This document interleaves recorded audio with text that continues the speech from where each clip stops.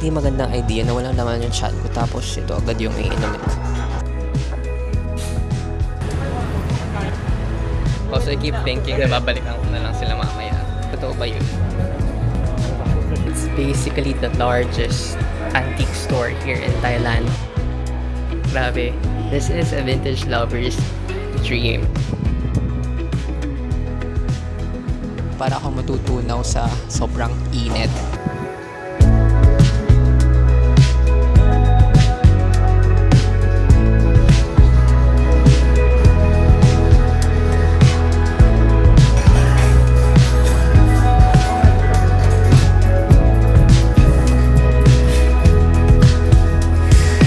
Good morning guys, welcome to another travel vlog. Today is my 6th day here in Thailand and I'm back in Bangkok.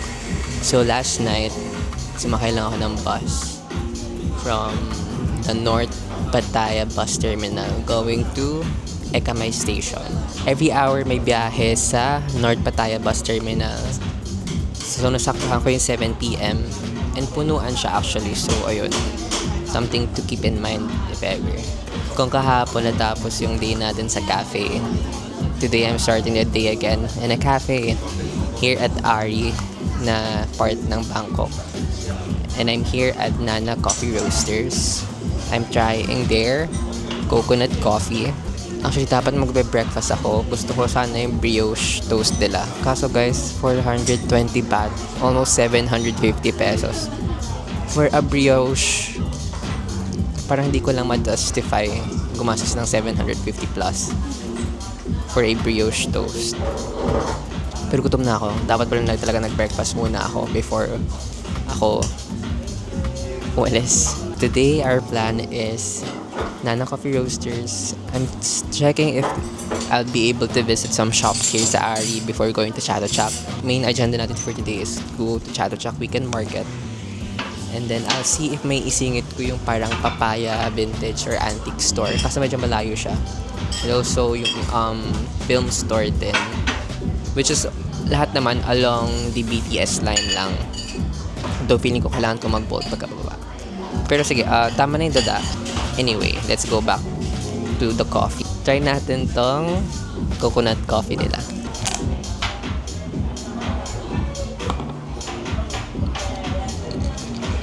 Parang hindi magandang idea na walang laman yung chan ko tapos ito agad yung iinumin ko. Actually, may mga nadaanan ako restaurants. Nasa Google Maps ko lang nakita, manadas yung trading. Sinave ko na lang. Pero iniisip ko, baka sa Chatuchak na rin lang ako kumain. Nakakatakot inumin to guys. Ang ganda ng baso. Ang sarap.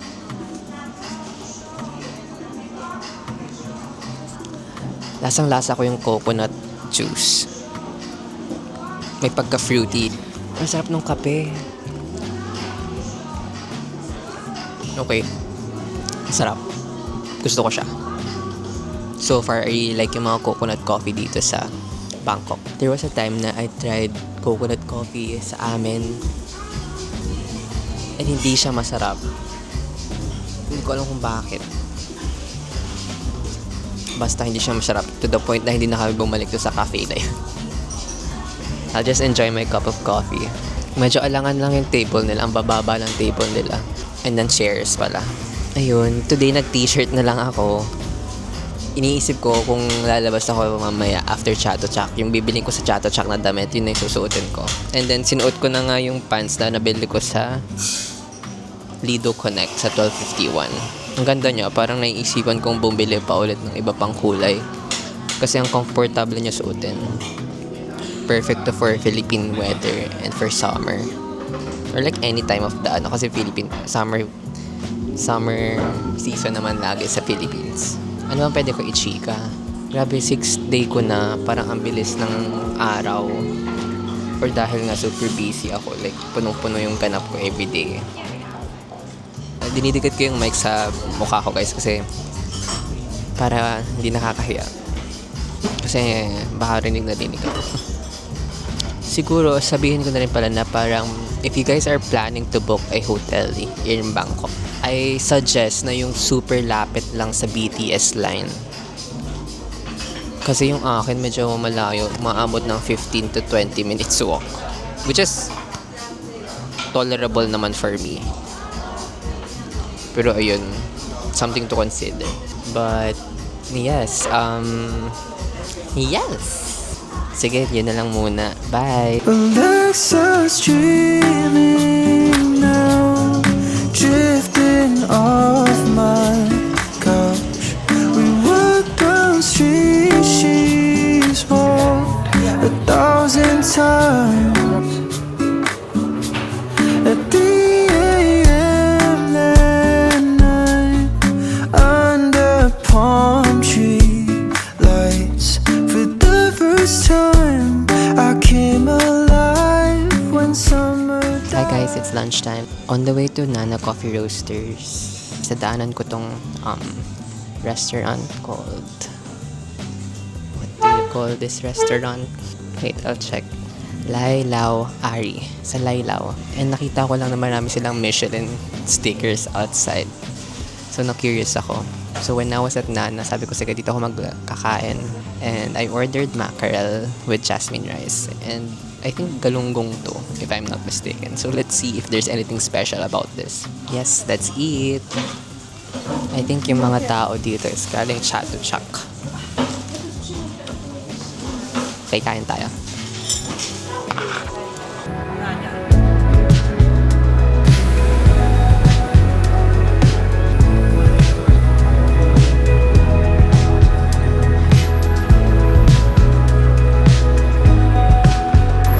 So, nandito na ako ngayon sa area ng Chatuchak Weekend Market. And sumakay ulit ako kanina ng Ari Station. Then bumaba ako dito sa... Nalimutan ko kung anong station. Lagay ko na lang dito yung station. Pero paglahad nyo papuntang Chatuchak Weekend Market, may madadaanan kayong parang flea market ng mga antique and vintage stuff. And also mga nagtitinda ng amulets or anting-anting. And I'll show you guys around. this much is true. All of it leads me to you. There's a voice inside my head that tells me that I just make a mess.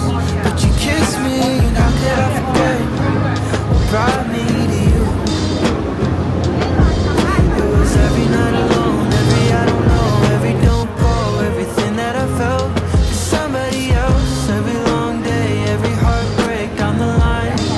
It was worth it, 'cause everything, all that I do, all of it leads me to you. Long as I live, this much is true. All of it leads me to leads me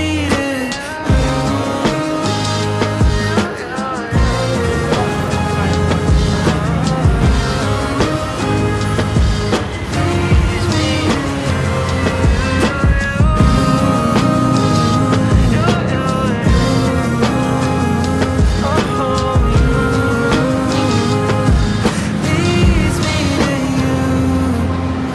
Everything, all that I do, all of it leads me to you. Long as I Ang live, ganda ng tela nila guys. this Kaso much is one true. size lang. All of it leads me to you. It was every time that I felt somebody else, every long day, every heartbreak down the line. It was worth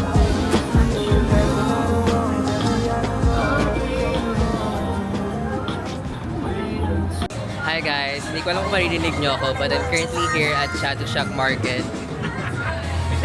And buti na lang, sobrang init kasi sa labas, pero dito sa loob ng Chatuchak Market, bearable naman yung init. I think it helps din kasi na may mga puno, and also I guess yung ano rin,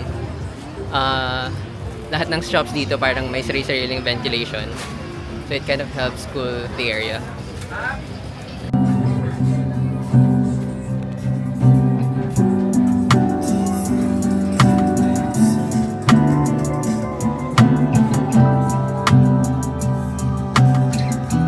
Update guys, ang dami ko nang nasukat.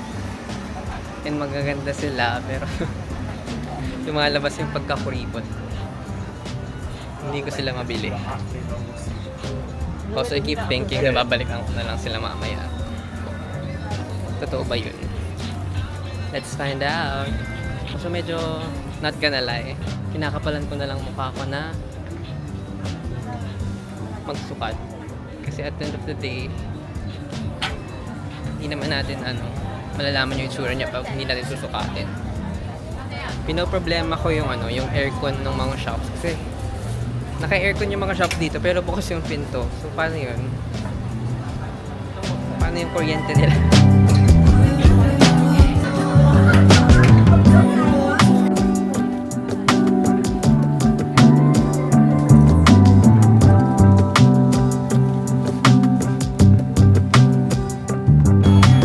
Hi guys, so nakatabay ako dito ngayon sa may CR kasi first of all, sumir ako and then also bumili ako ng Coke. Dapat tubig bibili ko, hindi ko alam bakit Coke yung nabili ko. Pero grabe yung init, sumasakit yung ulo ko sa sobrang init. Lalo na't napadaan ako dun sa may parang Changi area. Dun lang pala malamig sa may pinuntahan ko kanina. Yung parang mga local brands ng damit.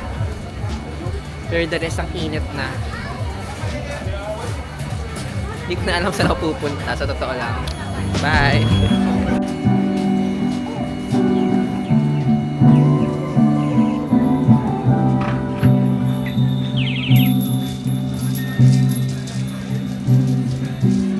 Hi guys, di ko lang maririnig nyo ako kasi kumakanta si Ariana Grande.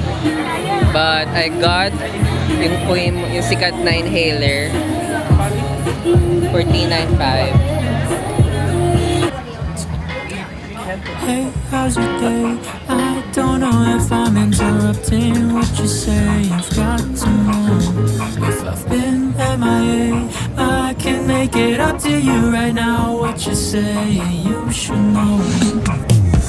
I see more life when I'm with you. Time after time, I feel like when I'm with you, everything stops for a moment, but only for a moment. So I could take this time to enjoy my view. Yeah, yeah, yeah. I see more life when I'm with you. Don't be frowning, baby. You know I love you time and time again.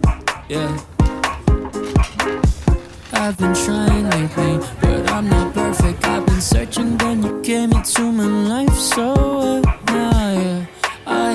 I'm done making my mind up now, cause you've been spinning my head around. I only want you, baby, that's the truth, cause Hi guys, I'm currently here at Papaya Studio. It's basically the largest antique store here in Thailand. And sinadya ko pa talaga to because this is 23 kilometers away from the city center. But I just had to squeeze it in sa itinerary ko because I love vintage and I love designer furniture. And grabe yung collection nila. Are those old film cameras? No.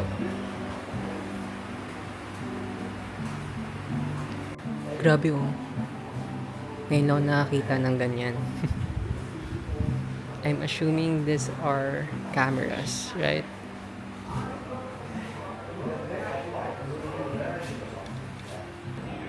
Ha. Grabe. This is a vintage lover's dream. It's like 3 floors, no warehouse, full of vintage furniture. And if I can only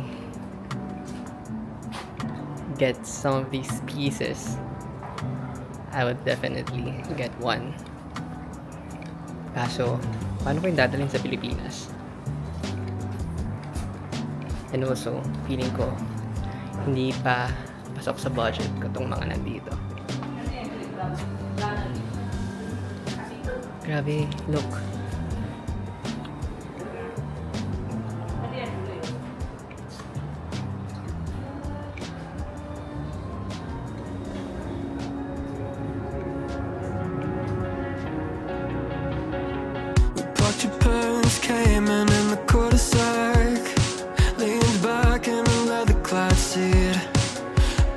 boots in your Prada bag. Suburban summer 17 was a roller coaster ride. A manic pixie dream girl right beside me, and she said she liked me, but I bet it was a right thing lining up at the wrong time. And I think maybe if I'd held on tight, she'd still be sitting by my side. I'll never know, I'll never know. I don't like messing with regrets, but I doubt you'd ever leave my head. What could I have done, could I have said? I'll never know, I'll never know. I'll never know, I'll never know. We were nothing alike, and I kinda like that. Came from different sides of the crosstown tracks. Guess it's true sometimes opposites attract, but it never lasts. So maybe it was just the right thing lining up at the wrong time. And I think maybe if I'd held on tight, she'd still be sitting by my side. I'll never know, I'll never know. I don't like messing with regrets, but I doubt you'd ever leave my head. What could I have done, could I have said? Hi guys! So nandito ako ngayon sa restaurant cafe ng Papaya Studios. So medyo napagod ata ako mag-chat-to-chat at mag-ikot dito sa Papaya Studios. Nagutom ako bigla. So bumili na ako ng food or parang early dinner ko dito sa restaurant nila. I'm not sure if may name to, but it is within the area of Papaya Studios or compound. And I ordered fried pork neck with rice and duck egg. Tapos, herbal tea na lemongrass. Ang sarap nito. Yung tita ko gumagawa nito and kalasa niya ang sarap.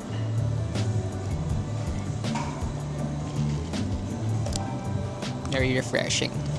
Yun lang naman alam ko ang description sa juice. It's refreshing. Kasi ang init. Alam nyo ba guys, kanina sa Chato-Chak, I don't think nakapag-vlog pa ako ng maayos. Pero grabe yung init, kaya hindi na rin ako masyadong makapag-vlog. Kasi grabe, para akong matutunaw sa sobrang init. Sumasakit na nga yung ulo ko sa sobrang init.